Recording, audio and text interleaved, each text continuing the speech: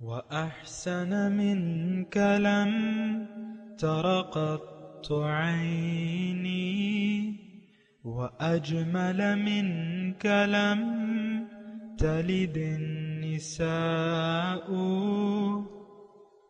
خلقت مبرأ من كل عيب خلقت مبرأ من كل عيب كأنك قد خلقت كما تشاء كتاب أنزلناه إليك مبارك ليدبروا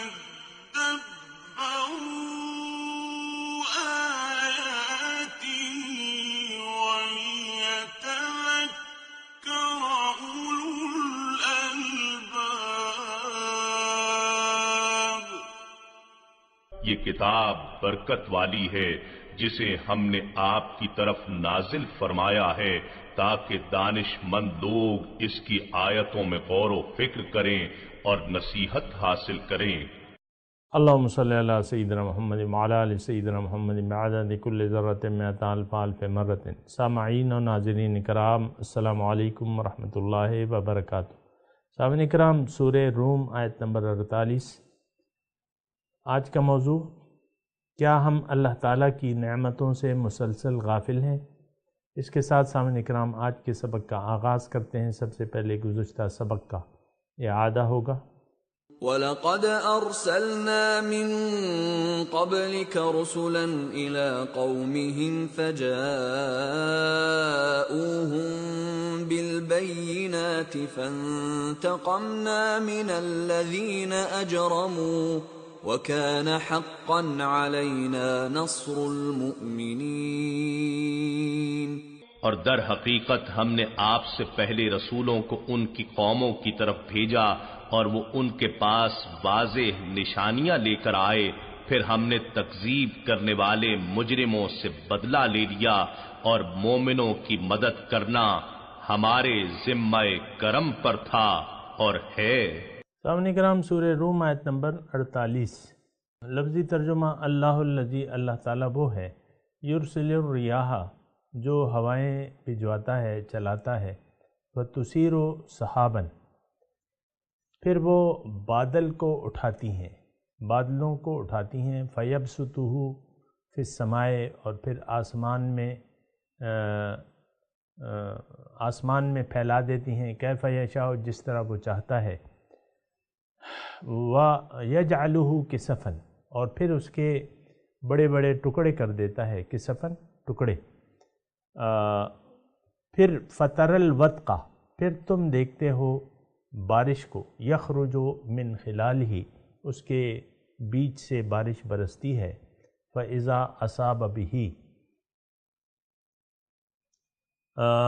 پھر اسے فَإِذَا أَصَابَ بِهِ، پھر وہ پہنچاتا ہے اس بارش کو، من یشاء، جس کو چاہتا ہے، من عبادہ، اپنے بندوں سے، اذا ہم یستبشرون، تو وہ خوش ہو جاتے ہیں۔ وَإِن كَانُوا من قبل ان ينزل علیہم، اور اس سے پہلے کہ وہ نازل ہو ان پہ، من قبل ہی، اس سے پہلے، لمبلسین، مایوس ہوتے ہیں، نا امید ہوتے تھے۔ فانظر، پس دیکھو، الی آثار رحمت اللہ، اللہ تعالیٰ کی رحمت کی آثار یا نشانیوں کو دیکھو، کیف یحیی الارض بعد موتہا، کیسے زندہ کرتا ہے اللہ تعالیٰ زمین کو بعد اس کی موت، یعنی بنجر ہونے کے بعد، خشک ہونے کے بعد کیسے زندہ ہری بھری ہو جاتی ہے۔ ان ذالک لمحیی الموتى، بے شک وہی مردوں کو اسی طرح پھر مردوں کو بھی زندہ کر دے گا، وہو علی کل شیء قدیر، اور وہ ہر چیز پر قادر ہے۔ تو سامعین کرام، تھوڑا سا یہ مضمون جو ہے آپ اس کو دیکھیں، اس میں اللہ تعالیٰ نے بارش کی مضمون تو وہی توحید کا ہے، اور آخرت کا یعنی آخرت کا بھی اس میں مضمون شامل ہے۔ اللہ تعالیٰ اپنی نشانیاں بیان فرما رہے ہیں، لیکن نشانی وہ ہوتی ہے کہ اس سے اندازہ لگتا ہے. یعنی مثال کے طور پہ ایک پہلوان ہے، مثالیں تو ہم چھوٹی چھوٹی ہوتی ہیں. ایک پہلوان ہے تو وہ ہم تو اسی کو پہلوان کر دیں گے، یعنی چیمپئن وہی ہوگا جس کا کوئی مقابلہ نہ کر سکے، ہر اپنے مقابل کو وہ پچھاڑ دے. ہر مقابلے میں ہوتے ہیں نا، یعنی وہ جو ٹائٹل والے ہوتے ہیں، اور وہ تو اب وہ نشانی کیا کہ وہ جو بھی آئے اس کے مقابلے میں. اسی طرح مطلب یہ ہے کہ ہر معاملے میں صاحب فن لوگ ہوتے ہیں، مختلف فنون کے مختلف ماہر لوگ ہوتے ہیں. آئی ٹی کا ماہر ہے مثال کے طور پہ، یا فلانا ہے یا ڈمکانا ہے، تعمیرات کا ماہر ہے، انجینئر ہے، اور اسی طرح مختلف ہوتے ہیں. تو یہ ہے نا کہ آپ اس کی کام کو دیکھ کے اس کو پھر اعزاز دیتے ہیں، اس کی نشانی کو دیکھ کر کام اس کی نشانی ہے. تو اسی طرح اب آ جائیں اپنی اصل حقیقت کی طرف. اللہ تعالیٰ اصل میں مسئلہ کیا ہے یہ آپ کو معلوم ہے؟ مسئلہ یہ ہے کہ اللہ تعالیٰ سے ہم نے امیدیں، توقعات ہٹا کے غیر اللہ سے وابستہ کر لی ہیں. یعنی ہم شرک میں ملوث ہو گئے ہیں. شرک کیا ہے کہ آپ اللہ تعالیٰ کے علاوہ کسی اور سے امید لگا لیں، کسی سے فائدے کی امید لگا لیں، یا کسی کے نقصان سے ڈریں. یہ تو شرک ہے. ساری طاقت تو اللہ تعالیٰ کے پاس ہے. پھر یہ ہے کہ اللہ تعالیٰ کی تھوڑی توجہ رکھیں سامنے کرم. اللہ تعالیٰ کی ایک صفت یہ ہے کہ وہ الہ واحد ہے. وہ واحد ہستی ہے جس کا کہنا مانا جا سکتا ہے بلا چون و چرا. لیکن بہت سی ہستیوں کو ہم نے یہ صفت الوہیت دے دی ہے. عام طور پہ دیکھیں، ہم نے اپنے نفس کو الہ مان لیا ہے، اس کی بلا چون و چرا ہر بات مانتے ہیں، کوئی تمیز نہیں کرتے، بس جو جی میں آیا. آپ دیکھیں نا، ہماری عام زندگی جو ہے وہ شرک سے، عملاً شرک سے بھری بھی ہے. اور یہ خواہشات نفس کی بات تو اللہ تعالیٰ نے بھی یعنی فرمائی ہے کہ ارأیت من اتخذ الہہ ہواہ. کیا دیکھا ہے تم نے اس شخص کو جس نے اپنی خواہشات کو اپنا معبود بنا لیا ہے اور وہ گمراہ ہو گیا ہے، اس کے دل پہ مہر لگ گئی ہے. یہ ہم قرآن کی آیت پڑھتے ہیں لیکن اس پہ غور و فکر نہیں کرتے.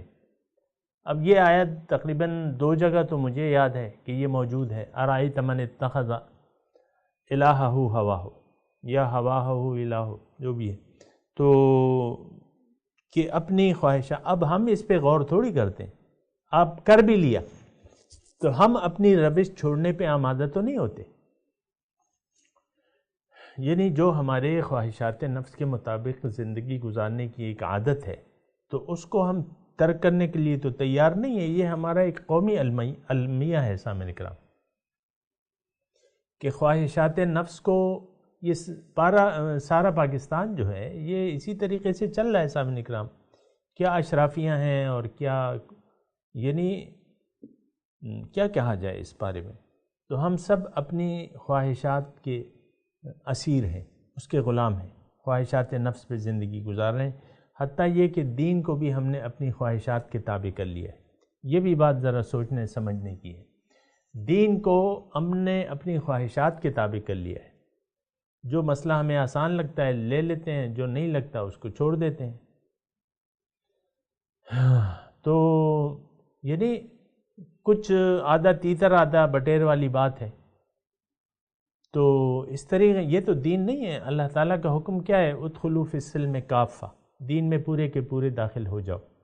لیکن ہم اس کے لیے تیار نہیں ہیں. آپ مجھے بتائیں کہ یہ قرآن کی تو مستند آیت ہے، ہر ایک جانتا ہے. لیکن کیا آپ یہ دعویٰ کر سکتے ہیں من حیث القوم کہ ہم دین میں پورے کے پورے داخل ہو گئے؟ 47 میں آپ کو اللہ تعالیٰ نے ایک ٹکڑا، آپ نے بھی یہ کہا تھا کہ اس کو ہم اسلام کی تجربہ گاہ بنائیں گے، اور پاکستان کا مطلب کیا آپ نے کہا تھا، اور اپنی جانیں بھی آپ نے پیش کی تھی نذرانہ. لیکن کیا عملاً ہم نے قرآن کو ایک سپر قانون بنایا ہوا ہے؟ ایسی بات تو نہیں ہے. صرف آئین میں آپ نے لکھ دیا ہے، لفظاً لکھ دیا ہے، آپ اس پر عمل تھوڑی کرتے ہیں. وہی سودی کاروبار ہے، وہی تعلیمی نظام ہے، جو آپ کو دنیا کے جہنم میں کے لیے تیار کر رہا ہے۔ یہ تعلیم کیا ہے؟ ٹھیک ہے، ایک ضرورت تو ہے لکھنا پڑھنا، لیکن اس کا یہ مطلب تو نہیں ہے کہ آپ دنیا ہی کے لیے اپنی تیاریاں وقف کر دیں۔ قرآن ہمارے نصاب سے نکل چکا ہے، حکومت نے بھی نکال دیا ہے، ہم خود اس کی اہمیت نہیں محسوس کرتے۔ قرآن سے ہمارا واجبی سا تعلق ہے، کوئی مردہ مر جائے تو بس پلنگ میں اس کو ڈال کے آپ سپارے تقسیم کرتے رہتے ہیں کہ لو پڑھو، اب وقت آ گیا اس کو اٹھانے کا، پڑھو، اس کی تلاوت کرو۔ یعنی قرآن تو بالکل محدود ہے سامنے کرام۔ یہ ایک انتہائی توجہ طلب بات ہے کہ آخر کیوں ہم نے قرآن سے قطع تعلق کر لیا ہے۔ وہ رسول جو شکوہ کریں گے قیامت کے دن، وقال الرسول یا رب ان قوم اتخذوا هذا القرآن مہجورا، رسول یہ شکوہ کریں گے کہ یہ تو میری اس قوم نے قرآن کو تو اپنے نشانہ تضحیک بنا لیا تھا، ہنسی مذاق کرتے تھے اس کے ساتھ، اور یقیناً آج وہ صورتحال ہے سامنے کرام۔ کیا بڑے بڑے لیڈران اور کیا بعض جو دین کے نام پہ اپنی سیاست کو بیچ رہے ہیں، میں نام نہیں لیتا کسی کا، لیکن آپ کو معلوم ہے کہ ہاں ایسے یہ دین کے نام پہ سیاست کی دکانیں کھولنے والے، وہ بھی قرآن سے لا تعلق ہے۔ بس کرپشن ختم کرو، یہ کرو، دہشت گردی ختم کرو، کرپشن ختم کرو، قرآن کو بالکل ہی چھوڑ دیا ہے۔ بھئی ساری مسائل کا جو جڑ ہے وہ تو یہی ہے کہ ہم نے قرآن سے قطع تعلق کر لیا ہے، اور یہ آج سے نہیں ہے سامعین کرام۔ یہ تو آپ دیکھیں کہ سقوط بغداد ہوا ہے، اور وہاں مسلمانوں کا اس کے بعد جو ہے قرآن آپ نے اٹھایا تھوڑی ہے۔ یہ آپ اپنی تاریخ پڑھیں نا، آپ نے تاریخ پڑھے تو قرآن کو ہم نے ترک کر دیا ہے، اور یہ ایک بہت افسوسناک بات ہے۔ ضرورت اس بات کی ہے قرآن کو ہم دوبارہ حضر جاں بنا لیں، اس کو اپنی روشنی، اپنے زندگی کے لیے روشنی کے لیے منتخب کر لیں، قرآن سے ہدایت لیں، قرآن کی دعوت پر یقین کر لیں، اللہ کو اپنی منزل بنا لیں، اور اپنا مال و جان اللہ کی راہ میں وقف کر دیں۔ وقف کرنے کا میرا مطلب یہ ہے کہ آپ آخرت کے لیے زندگی گزاریں، ورج الیوم الآخر، آخرت کی امید رکھیں۔ آج تو آخرت کی امید ہم نے چھوڑ دی ہے، آخرت پر آج ہمارا یقین ہی نہیں ہے۔ دیکھیں، دوزخ سے بچنے کے لیے کوئی کام نہیں کر رہا، جنت میں جانے کے لیے کوئی کوششیں نہیں ہو رہی، عام طور پہ آپ دیکھیں۔ ہاں، دنیا کے لیے ساری کوششیں ہو رہی ہیں کہ ہمیں پیسہ پیسہ پیسہ چاہیے، دنیا چاہیے، پیسہ چاہیے، اچھا گھر ہونا چاہیے، اچھا کھانا، اچھا پہننا، اچھا رہنا، یہی ہمارے ڈریمز ہیں۔ ہمارے خوابوں کو تو آپ دیکھیں نا، ہمارے خواب کیا ہیں؟ بچہ ہوتا ہے، باپ کا بچہ ہوتا ہے، باپ کرائے کی دکان میں، یہ دکان کو میں اپناؤں گا، باپ کے کاروبار کو بڑھاؤں گا، اپنا کرائے کے گھر میں رہ رہے ہیں، ہم اپنے لیے ایک اچھا گھر بنائیں گے۔ ہمارے جو خواب ہیں، جو کوششیں ہیں، تو وہ تو یہی ہے۔ تو یہ ایک انتہائی یعنی ایسی صورتحال ہے کہ یہ ایسی نہیں ہونی چاہیے۔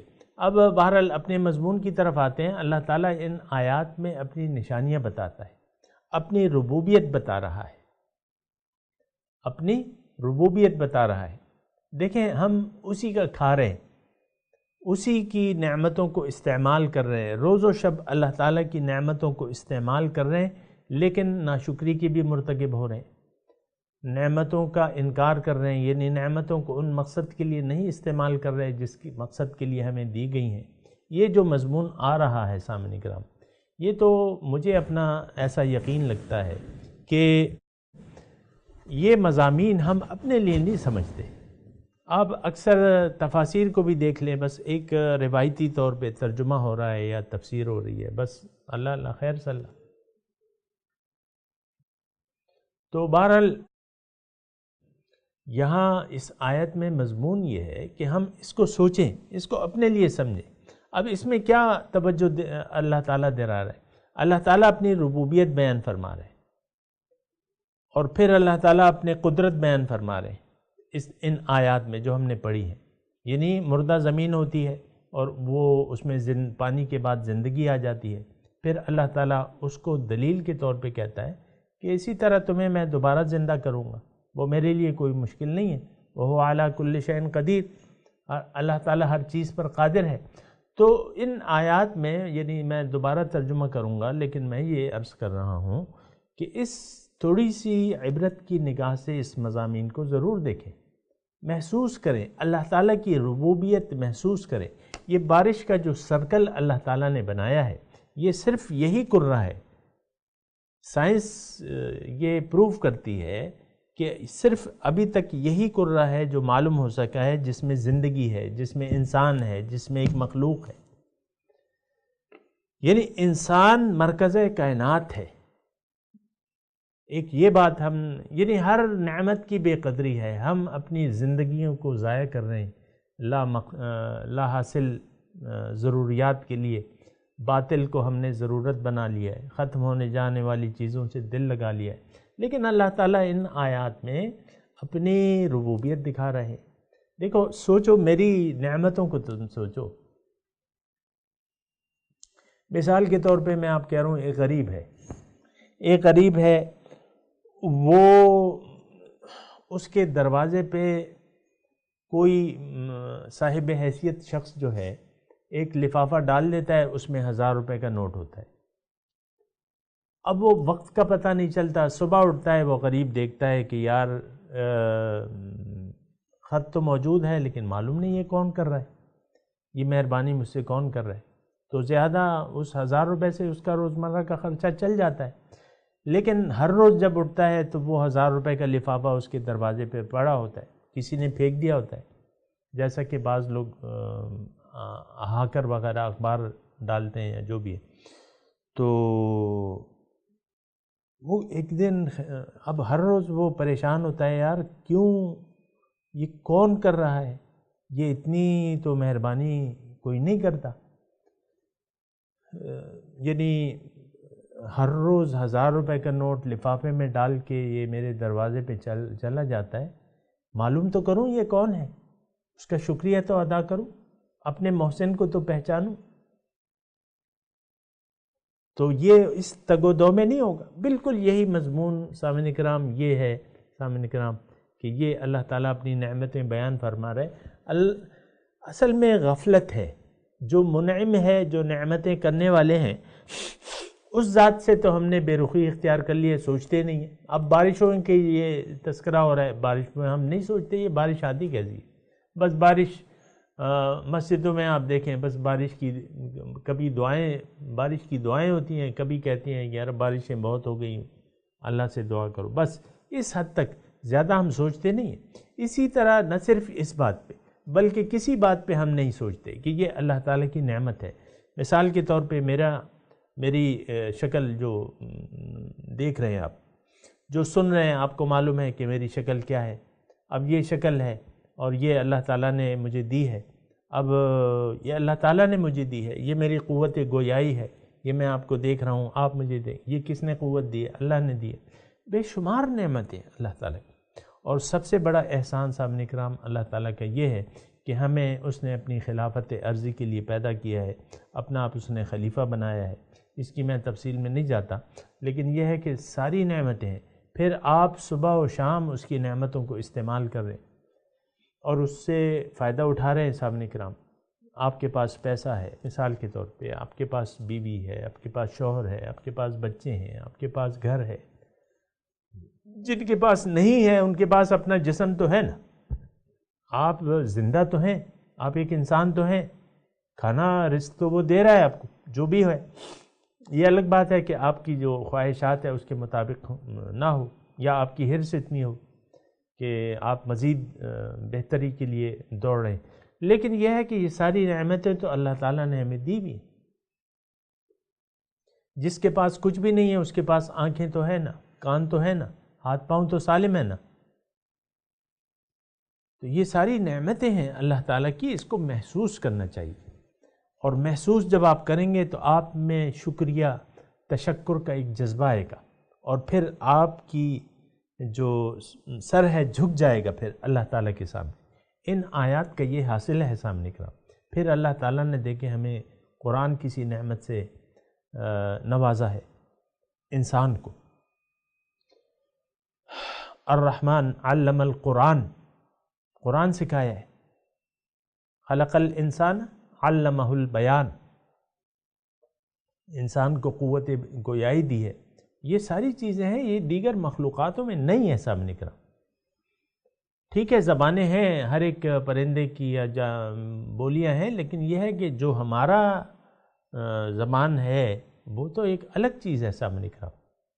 اب یہ چڑیاں چو چو چو چو چو چو چو چو کرتی رہتی ہیں، بس وہ ان کی ایک بولی ہے، لیکن یہ ہے کہ ہم تو ایک مختلف چیز ہے، قوت گویائی کا میں بات کر رہا ہوں۔ لیکن بات یہ ہے، مضمون یہ اگر میں سمیٹوں تو اس میں مضمون یہ ہے کہ اللہ تعالیٰ کی نعمتوں کا احساس کرنا چاہیے، اور وہ نعمتیں جس کے بارے میں ہم سوچتے بھی نہیں ہیں، یہ آیات کو آپ اپنے لیے سمجھیں اور محسوس کریں اللہ تعالیٰ کی ربوبیت، اس کی قدرت، اس کی شفقت۔ یہ بارش ایک بہت بڑا انتظام ہے اللہ تعالیٰ نے۔ جعلنا من الماء کل شیء حی، ہر چیز کو اللہ تعالیٰ نے، بقا کا ذریعہ پانی ہے سامنے کرام۔ اللہ الذی یرسل الریاح، دیکھو محسوس کرو اللہ تعالیٰ ہواؤں کو بھجواتا ہے، پھر وہ ہوائیں فتثیر سحابا، پھر وہ ہوائیں بادلوں کو اٹھاتی ہیں، چلاتی ہیں، فیبسطہ فی السماء، آسمان میں پھیلا دیتی ہیں، کیف یشاء، جس طرح وہ چاہتا ہے، وَيَجْعَلُهُ كِسَفًا، پھر اللہ دیکھیں یہ اللہ تعالیٰ اپنی طرف نسبت کر رہا ہے، یہ میں آپ نے اکثر دیکھا ہوگا نا، ہم بچے تھے تو دیکھتے تھے بادلوں کو چلتے ہوئے، بادل چلتے ہوئے نظر آتے ہیں۔ تو اب دیکھیں صرف یہی بات لے لیں کہ بادل چلے جا رہے ہیں، ہوائیں جو ہیں وہ لیے جا رہی ہیں، ہمیں نہیں معلوم کہاں جا رہی ہیں۔ اللہ تعالیٰ بہت بڑی ذات ہے نا صاحب اکرام، تو وہ پھر کیف یشاء فیبسطہ، اس کو پھیلا دیتا ہے کیف یشاء۔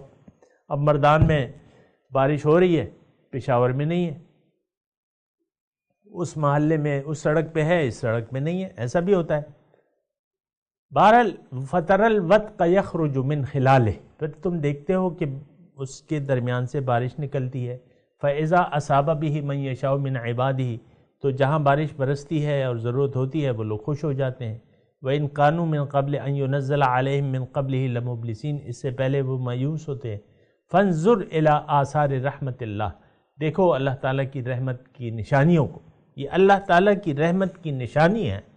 کیف یحیی الارض بعد موتها، نہ صرف یہ نشانی ہے بلکہ اور نشانیاں بکھری پڑی ہیں صاحب کرام۔ اللہ تعالیٰ بھی توجہ فرماتے رہتے ہیں، یعنی وہ بیان کرتے رہتے ہیں۔ اس وقت یہ بارش کا مضمون ہے، ان ذالک لمحیی الموتى، اسی طرح میں مردوں کو زندہ کروں گا، وہو علی کل شیء قدیر، کیوں نہ کروں، میں تو ہر چیز پر قادر ہوں۔ میں تلاوت کرتا ہوں، میرے ساتھ دہرائیے، اعوذ باللہ من الشیطان الرجیم، بسم اللہ الرحمن الرحیم، وَلَقَدْ أَرْسَلْنَا مِنْ قَبْلِكَ رُسُلًا، اور ہم نے بھجوائے آپ سے پہلے رسول الی قومہم، اپنی قوم کی طرف، فجاؤہم بالبینات، پھر وہ آئے ان کے، اچھا نہیں یہ تو پڑھا ہوا تھا، اللہ الذی یرسل الریاح، اللہ تعالیٰ وہ ذات ہے جو بھجواتا ہے ہواؤں کو، فَتُثِيرُ سَحَابًا، وہ بادل لے کے چلتی ہیں، فَيَبْسُطُهُ فِي السَّمَاءِ، یہ ابھی ٹائم ہے، پہلے تلاوت کر لیتے ہیں۔ اللہ الذی، تلاوت کیجیے، یرسل الریاح فَتُثِيرُ سَحَابًا فَيَبْسُطُهُ فِي السَّمَاءِ كَيْفَ يَشَاءُ وَيَجْعَلُهُ كِسَفًا فَتَرَى الْوَدْقَ يَخْرُجُ مِنْ خِلَالِهِ فَإِذَا أَصَابَ بِهِ مَن يَشَاءُ مِنْ عِبَادِهِ إِذَا هُمْ يَسْتَبْشِرُونَ وَإِنْ كَانُوا مِنْ قَبْلِ أَنْ يُنَزَّلَ عَلَيْهِمْ مِنْ قَبْلِهِ لَمُبْلِسِينَ فَانْظُرْ إِلَى آثَارِ رَحْمَةِ اللَّهِ كَيْفَ يُحْيِي الْأَرْضَ بَعْدَ مَوْتِهَا إِنَّ ذَلِكَ لَمُحْيِي الْمَوْتَى وَهُوَ عَلَى كُلِّ شَيْءٍ قَدِيرٌ۔ ترجمہ سنا دیں۔ وَلَقَدْ اللہ الذی یرسل الریاح،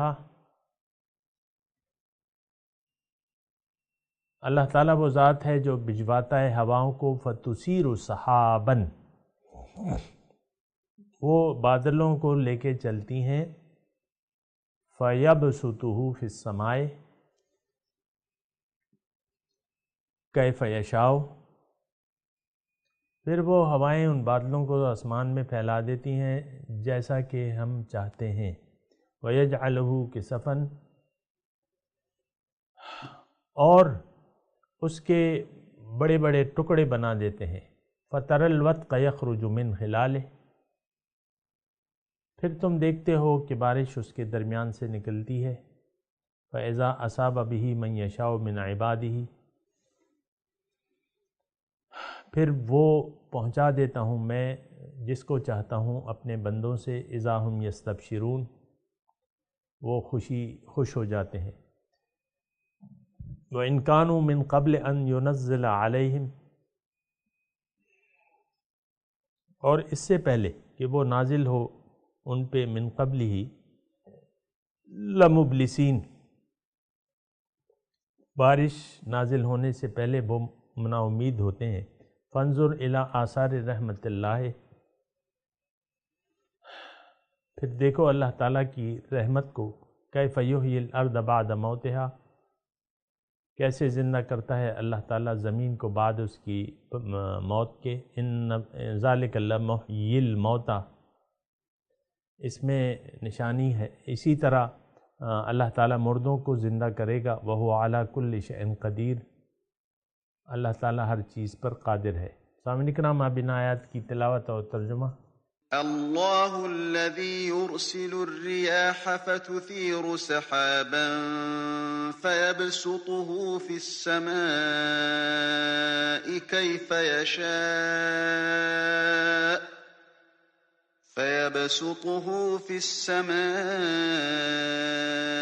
کیف یشاء ويجعله كسفا فترى الودق يخرج من خلاله فإذا أصاب به من يشاء من عباده إذا هم يستبشرون۔ God is he who sends the winds. They stir up clouds. Then he spreads them in the sky as he wills. And he breaks them apart. Then you see raindrops issuing from their midst. Then, when he makes it fall upon whom he wills of his servants, behold, they rejoice. وَإِن كَانُوا مِن قَبْلِ أَن يُنَزَّلَ عَلَيْهِم مِّن قَبْلِهِ لَمُبْلِسِينَ، Although they were before this, before it was sent down upon them, in despair. فَانظُرْ إِلَىٰ آثَارِ رَحْمَةِ اللَّهِ كَيْفَ يُحْيِي الْأَرْضَ بَعْدَ مَوْتِهَا إِنَّ ذَلِكَ لَمُحْيِي الْمَوْتَى وَهُوَ عَلَى كُلِّ شَيْءٍ قَدِيرٌ۔ So observe the effects of God's mercy, how he revives the earth after it was dead. Indeed, he is the reviver of the dead. He is capable of everything. سامعین کرام، اس کے ساتھ ہی آج کے درس کا وقت اختتام کو پہنچا۔ اگلے درس میں انشاءاللہ ملاقات ہوگی۔ وآخر دعوانا ان الحمدللہ رب العالمین، والسلام علیکم ورحمۃ اللہ وبرکاتہ۔